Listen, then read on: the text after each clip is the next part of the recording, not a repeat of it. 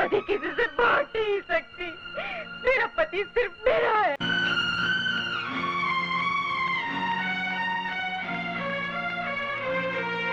आओ आओ रूपा रानी, वो आए गुलशन के घर। कभी हम तुमको, कभी अपने आप को देखते हैं। गुलशन, मेरी बच्ची कहाँ है? बच्ची यहीं कहीं खेल रही होगी। तुमने कहा था कि तुम्हारी तरकीब से मेरे पति उस औरत को बाहर करके मुझे घर ले जाएंगे, इसलिए मैंने तुम्हें अपनी बेटी का अपहरण करने दिया। लेकिन अदालत में पांसा पलट चुका है। उल्टा इल्जाम मुझे पर लगाया जा रहा है। इससे पहले कि इस झूठे खेल के कारण मुझे हथकड़ियां लगे, मुझे मेरी बच्ची वापस कर दो गुलशन, मेरी बच्ची वापस कर दो। घबराओ मत रूपा। अरे कहीं ऐसा भी हुआ है कि गवाही मुजरिम बन जाए? देखो, तुम मुझ पे भरोसा रखो। जिस औरत ने मुझसे मेरी नौकरी छीनी है, जिस दिन मैं उससे बदला ले लूंगा, तुम्हें तुम्हारी बच्ची वापस कर दूंगा। तुम बिल्कुल फिक्र मत करो, तुम जाओ। हैं? बिल्कुल चिंता मत करो। शाबाश, हैं? जाओ जाओ। अरे हैव फेथ इन मी, सब ठीक हो जाएगा। तुम्हारी बच्ची तुम्हें मिल जाएगी। अरे तुम्हारी बच्ची क्या, तुम्हारा हस्बैंड भी वापस आ जाएगा। शाबाश, गो।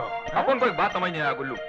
रूपा को बोला उसका बच्ची वापस हो जाएगा, उसका मतलब क्या? मेरा नाम क्या है?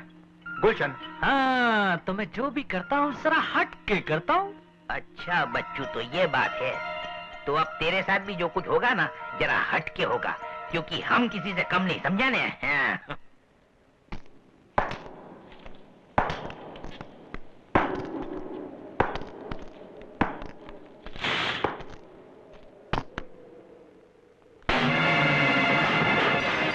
बच्ची कहाँ है? कौन सा बच्चा? किसका बच्चा? मेरी बच्ची। हमें क्या मालूम? नहीं मालूम?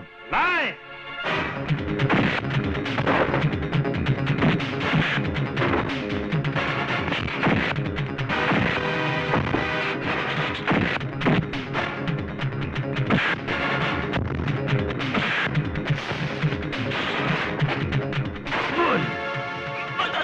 बता दो।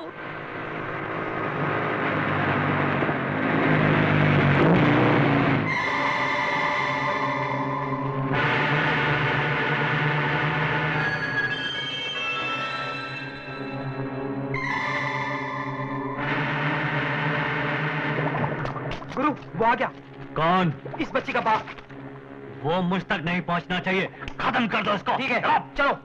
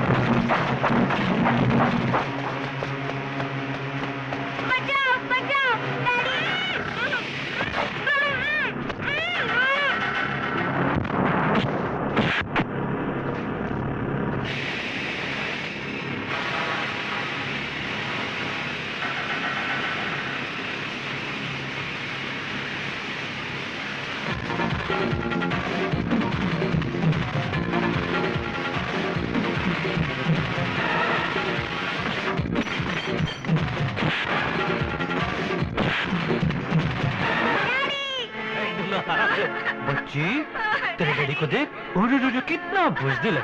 तुझे फेंक दूं? हैं? फेंक दूं? हैं? आगे आएगा? आजा, ले ले।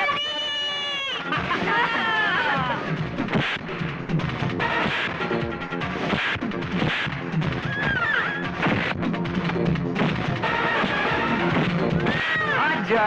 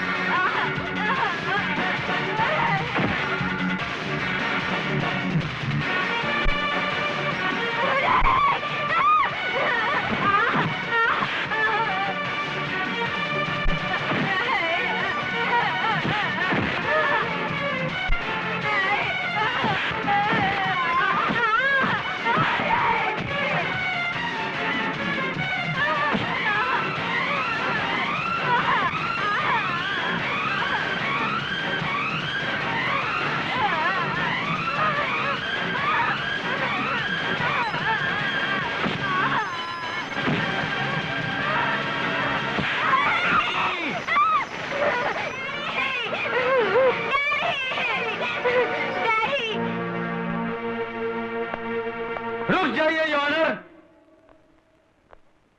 बच्ची मिल गई और जिंदा है।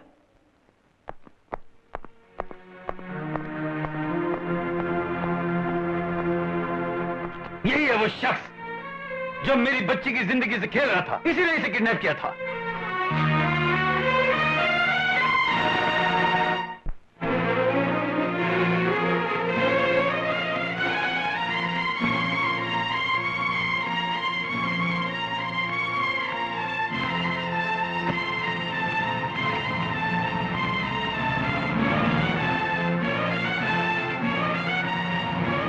मौसी, ये सब लोग कहाँ जा रहे हैं? तुम्हें मालूम नहीं? सब लोग शादी में जा रहे हैं। शादी?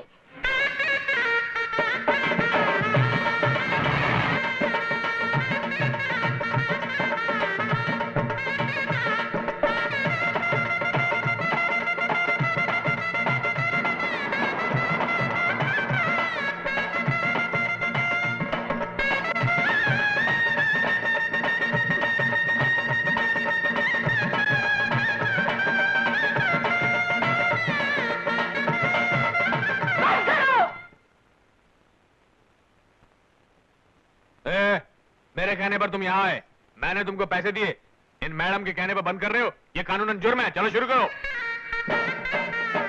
आओ बेना आओ, ये लो फूल डालो।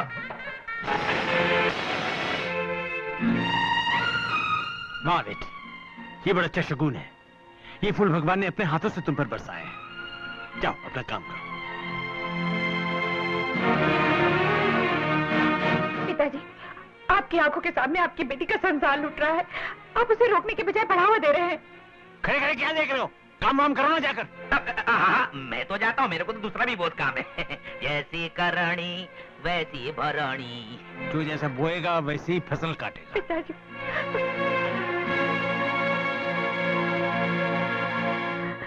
ये क्या माँ, जब भी मैं मुसीबत में होती थी तो तुमने मेरा साथ दिया, मेरे आंसू पहुँचे, और आज अपनी बेटी का मंगलसूत्र छीनकर पराई औरत के गले में डाल रही हो। क्या कर रही हो माँ? फालतू औरतों से फालतू बातें क्यों कर रही हो? पूजा की थाली तैयार करो, मुहूर्त का समय हो रहा है। भैया, अब तुम्हारे लिए मैं फालतू हो गई। ठीक है, ये लो।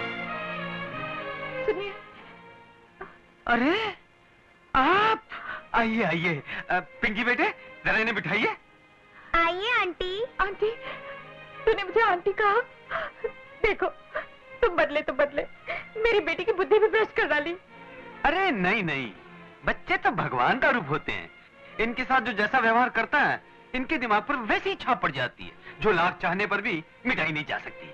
अब आ ही गई हो तो शांति से बैठो, अपना आशीर्वाद दो। शादी के बाद मुंह मीठा करके खुशी खुशी घर जाओ। नहीं, तुम्हें छोड़कर अब मैं कहीं नहीं जाऊंगी, तुम्हारे साथ ही रहूंगी। साथ रहोगी नहीं, साथ रहती थी, और अब वो भी एक भूली हुई कहानी हो चुकी है। इसके अलावा कोई और मदद चाहिए तो बोलो। यहाँ शहर के बड़े बड़े लोग मौजूद हैं, तुम चाहो तो तुम्हारे गुजारे का इंतजाम करवा सकता हूँ। मुझे किसी और से कुछ नहीं चाहिए, मुझे चाहिए तो तुमसे, सिर्फ तुमसे। अब तो तुम ही मेरी डूबती नैया को किनारे लगा सकते हो। देखो जी, मुझे नादान समझकर माफ कर दो। मैंने जो कुछ किया उसका अंजाम ये भी हो सकता है मैंने आज ही जाना। मुझे अपना लो, मैं तुम्हारे बिना नहीं जी सकती, नहीं जी सकती। अब जानने से क्या फायदा? ना बूढ़ा तोता राम राम सीख सकता है, ना अंधा आदमी सूर्य नमस्कार कर सकता है। फिर भी अगर सिर्फ मैं ही वो आदमी होता जिसे तुम्हारी वजह से मुसीबतें झेलनी पड़ी, तो मैं तुम्हें माफ कर देता। अपने लिए ना सही, अपनी बेटी के लिए तुम्हें दोबारा अपना लेता। लेकिन जिसने तुम्हारी वजह से अपना वर्तमान, अपना भविष्य सब कुछ खो दिया, यहाँ तक के मुलजिम बनकर कटघरे में खड़ा होना पड़ा, वो तुम्हें कैसे माफ कर सकती है?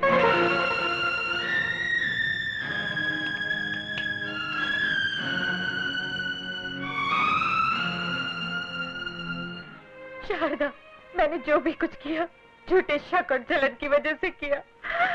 वक्त की ठोकरें खाकर मैं समझ चुकी हूँ कि ये सब कुछ करके मैंने बहुत बड़ा पाप किया है।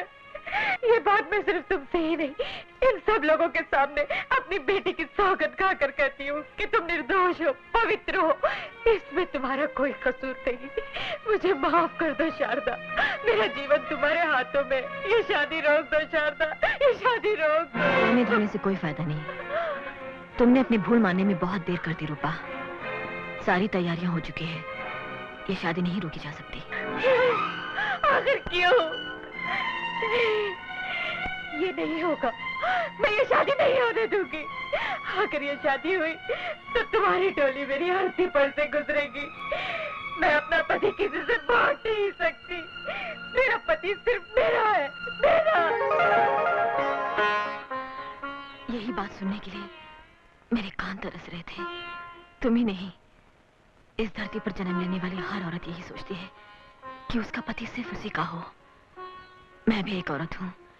तुम्हारे मन की बात मैं अच्छी तरह समझ सकती हूँ। तुमने मेरे साथ जो किया सो किया, लेकिन अपने पति को भी कितना दुख पहुंचाया। उनका अपमान किया, झूठे आरोप लगाकर उनका दिल दुखाया। इतने पर भी उन्होंने उफ तक नहीं किया। अरे तुम्हें तो अपने सुहाग पर अभिमान होना चाहिए। तुम्हारे पति ने तुम्हारे अलावा और किसी लड़के के बारे में सपने में भी नहीं सोचा। रूपा, याद रखना, मैंने कभी नहीं चाहा कि तुम्हारा मंगलसूत्र छीनकर मैं अपने गले में डाल लूं। पति तो सभी को मिल सकता है, लेकिन अच्छा इंसान किसी किसी को मिलता है। सुनो, ये विवाह मेरा और प्रकाश का नहीं है। पिंकी के खो जाने पर मैंने मन्नत मांगी थी कि अगर बच्ची सही सलामत मिल जाए तो मैं कृष्ण तुलसी विवाह रचाऊंगी, और भगवान ने मेरी सुन ली। वो देखो।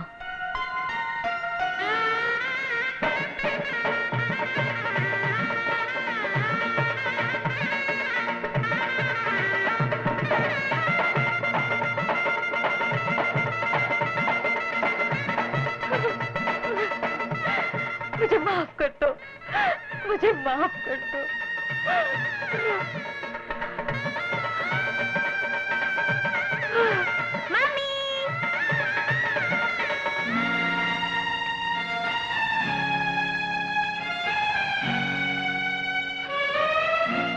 रूपा, एक बात याद रखना, इस धरती पर औरत का रूप लेकर जन्म लेना बड़े सौभाग्य की बात है, पुण्य की बात है।